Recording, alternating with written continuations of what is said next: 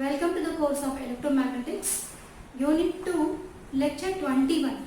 In previous lecture, we have solved one numerical on the properties of the material. Now here we have one more numerical. What it says, there is a wire of a diameter of 1 mm. We have what are the given things? Diameter of 1 mm and the conductivity, the sigma, the conductivity is given by 5 into 10 raised to 7 Siemens per meter. The unit of the conductivity is Siemens per meter, or we can write as moles per meter also. This is the unit for conductivity, and it has 29 free electrons. So how many free electrons? So n number of free electrons, n is given by 10 raised to 29 free electrons. Free electrons per cubic meter. When the electric field of, even the electric field is given, the electric field of 10 millivolt per meter. Okay, if the electric field of 10 millivolt per meter is applied, determine the charge density of free electrons. And the second one is now. What we are supposed to find? The first part is given as, we are supposed to find the charge density of free electrons. What the charge density is given by rho v. In the previous derivations, rho v is given by n into E. What the n is? Number of electrons, which is given by 10 raised to 29 into E. Charge of an electron. What is the charge of an electron? Is minus 1.6 into 10 raised to minus 19. Multiplying together, you will be getting the charge density as minus 1.6 into 10 raised to 29 minus 19.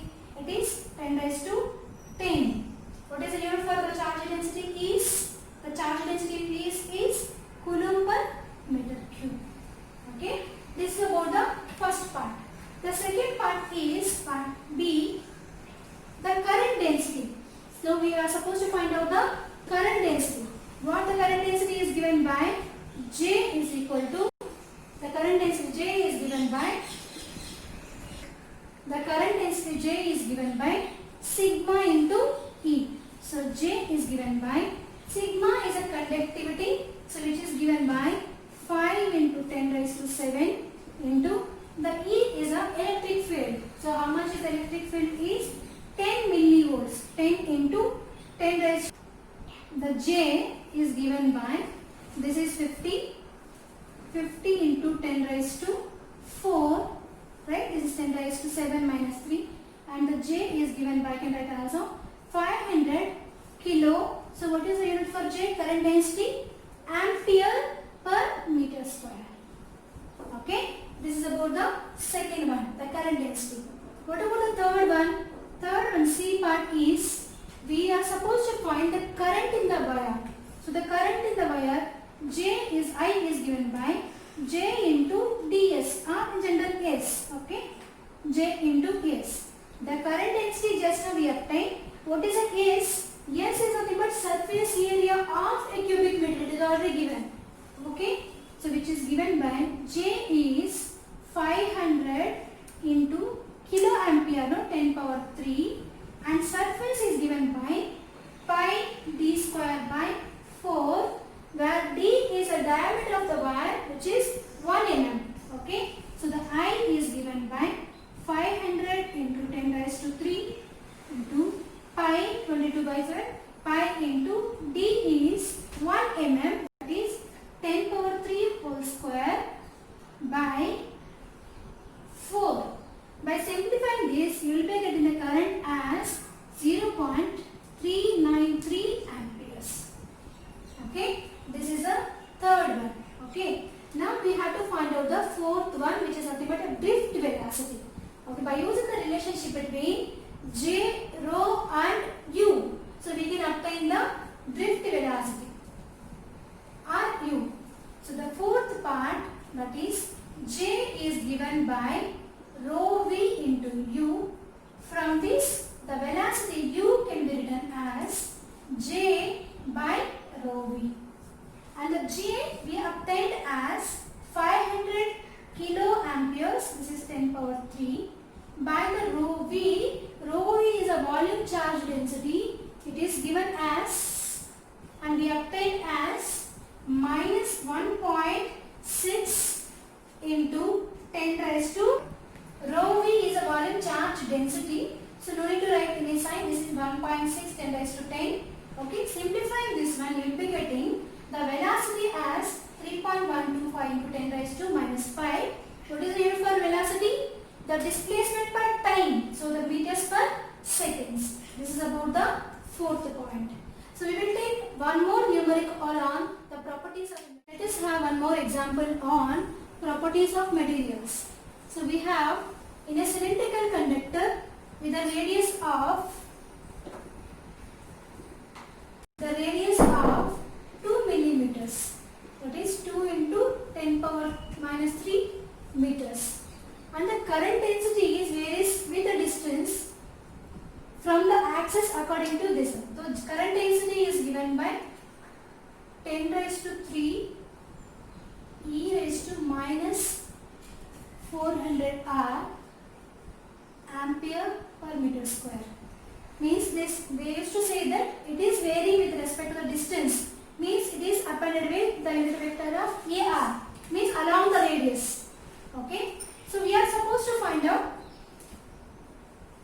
I, the current I. So what is the relationship between the current and current density? I is given by integration of J into ds, where it is a surface integral, right? The J is given and the ds, differential surface normal to R. So ds is given as R d phi R dr into d phi into AR. And here we have J is also along the AR and ds is also along the AR. So let us substitute both the terms of J and ds.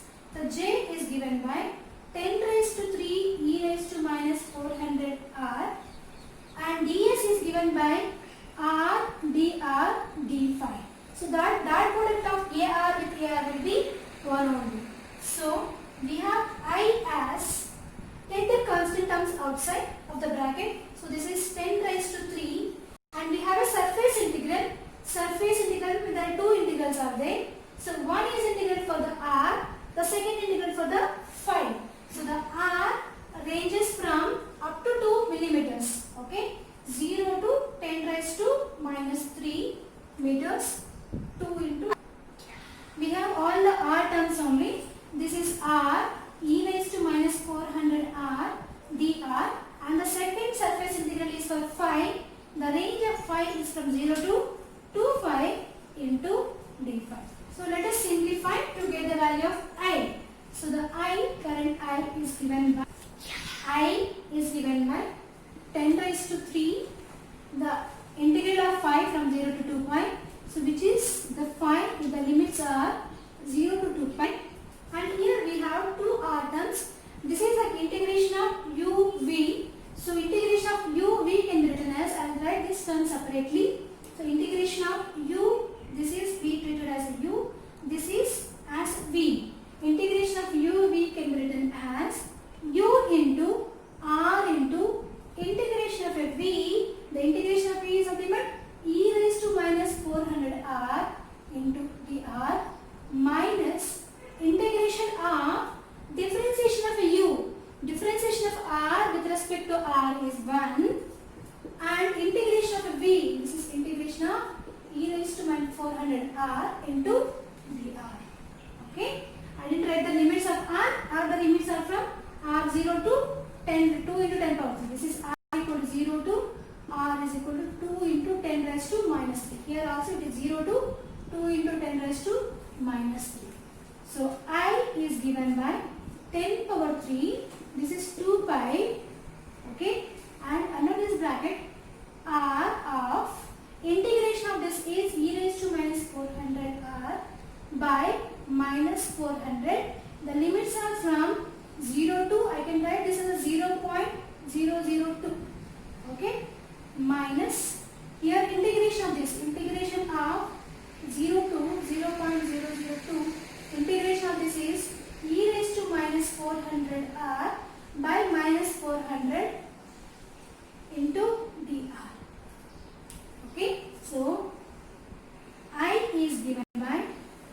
10 raised to 2 pi into 10 raised to 3 over this is minus r by 400 and left is e raised to minus 400 r. The limits are from 0 to 002. So I will take this minus 400 out of this bracket. So it will be plus 1 by 400 r. Integration of this is e raised to minus 400 r by minus 400 and the limits are from 0 to 002. Okay. Substitute the upper and lower limit and simplifying, you will be getting the current by substituting the upper and lower limits, and after simplification you will be getting a current I as 7.5115 milliamperes. Okay. They have given the current density and we are supposed to find the current. In the given, we will discuss about the polarization in dielectrics. Polarization in dielectrics. So either the conductors or insulators, or we can call it as a dielectrics. Either the conductors or insulators depends upon the number of free electrons available on the outermost shell for the conduction, right? So even though there are very limited of electrons are there in a dielectric, but on the application of electric field it will take some displacement. Okay, that we will see. So we are going to discuss about polarization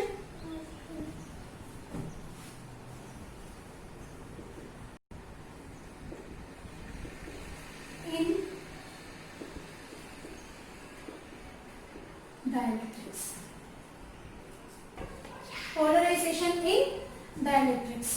So the main difference between the conductors and dielectrics are number of free electrons available on the outermost shell for the conduction, right? So even though in a dielectrics very limited amount of electrons are available for the conduction, but on the application of electric field, so there will be a displacement of charges. Okay, let we have one dielectric material. Let we have one dielectric material. So with equal amount of positive or negative charges. So as we know, the positive charge is R at nuclei and negative charge, there is a cloud of negative charges on which we apply the electric field. So on one dielectric material means where we have very limited of free electrons on which we have applied the electric field. So on the application of electric field, definitely there will be a drift of or displacement of charges, right? And what the displacement is, all the positive charges moves along the electric field and negative charges moves in the opposite direction of electric field. Okay, so we will move in this one. All the positive charges will move in the direction of electric field. Okay, all these positive charges move in the direction. Yes. So all these positive charges is along the direction of electric field and negative charges will be in the opposite direction of electric field. Means each positive charge being separated with one negative charge with some distance of d. There will be a small distance d. Okay, which is called as a dipole. So what the dipole momentum? The dipole momentum P, small p, is given by Q, the charge, into d.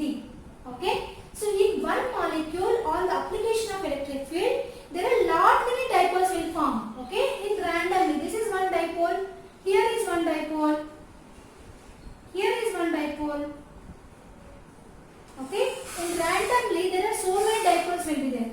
So let if it is the first one, P1 is given by Q1 D1. The second dipole P2, this is the dipole momentum which is given by Q2 D2, like that it goes on N. So the total dipole momentum R, which is given by P, the capital P, can be written as summation of K is equal to 1 to N, where this is QK, K varies from 1 to N number of dipoles, and D1 over 1 unit volume. Okay, over 1 unit volume in the material, where the unit volume approaches to the 0, which is called as a polarization. Now with all this combination of dipoles, we will call that now the dielectric has been polarized. Now this is a polarized dielectric. What is the polarization P is given by Qk into dk, means the number of dipoles per unit volume, as this volume shrinks to the 0. Okay. Now our concept is to obtain the electric field and flux density and charges in the dielectrics. Okay. And we know that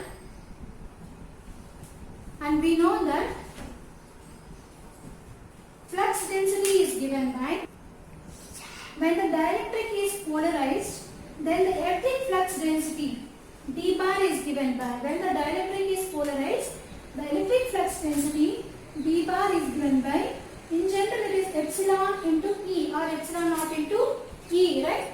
So now it is not a free space, so epsilon into E plus our polarization P. Now for some dielectrics, the polarization P is given by xi E epsilon into E. Okay, xi E into epsilon naught into E. So d bar is given by epsilon E plus xi E epsilon naught into E. Okay, this is also epsilon naught only. We have already defined the flux density for free space. So the flux density is given by, in these two, E bar is common, okay, and epsilon naught is also common. The left is 1 into xi E. This xi E is nothing but susceptibility of the dielectric medium. Susceptibility, okay, in the electric field. D bar can be written as E bar into epsilon naught. I can write this value as a epsilon R. What is this one? This is a relative permittivity. So epsilon R is given by 1 plus susceptibility of the dielectric medium. This is xi E. So what it is? It is relative permittivity.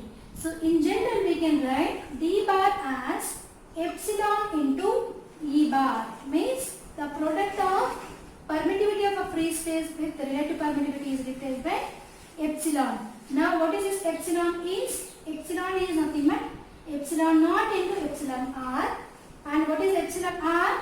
Relative permittivity, which is given by epsilon naught. Now note this one, epsilon R, which is a ratio of relative permittivity, is a ratio of permittivity of a dielectric to the permittivity of a free space. What is the relative permittivity? Permittivity of a dielectric to the permittivity of a free space. So this is a ratio of two constant terms. So this is also called as a, so what is a dielectric relative permittivity? It is a ratio of permittivity of a dielectric to the permittivity of a free space. Since it is a ratio of two constants and both the constants related to dielectric, so we can call this epsilon R as dielectric constant.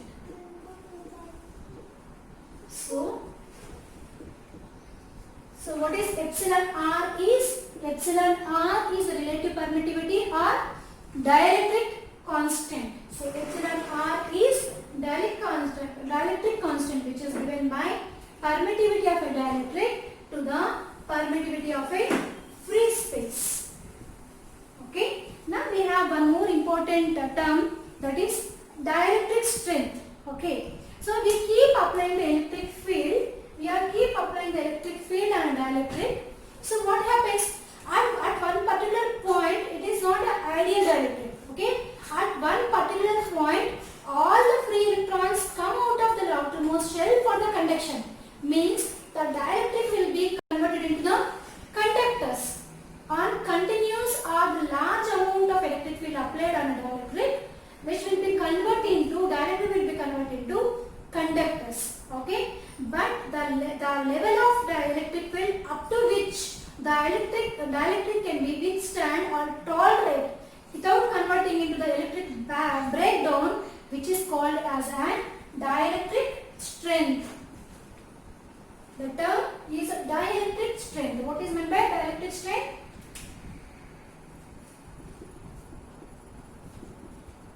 dielectric strength. What is meant by dielectric strength? The dielectric strength of dielectric material or the medium is given by, so the strength of electric field or maximum electric field up to which can maintain its properties of dielectric without converting into the conductors, or it cannot lead to the electrical breakdown. The point up to which it cannot lead to the electrical breakdown, which is called as a dielectric strength. Okay, with this we will conclude this lecture. In next lecture we will discuss about the boundary condition.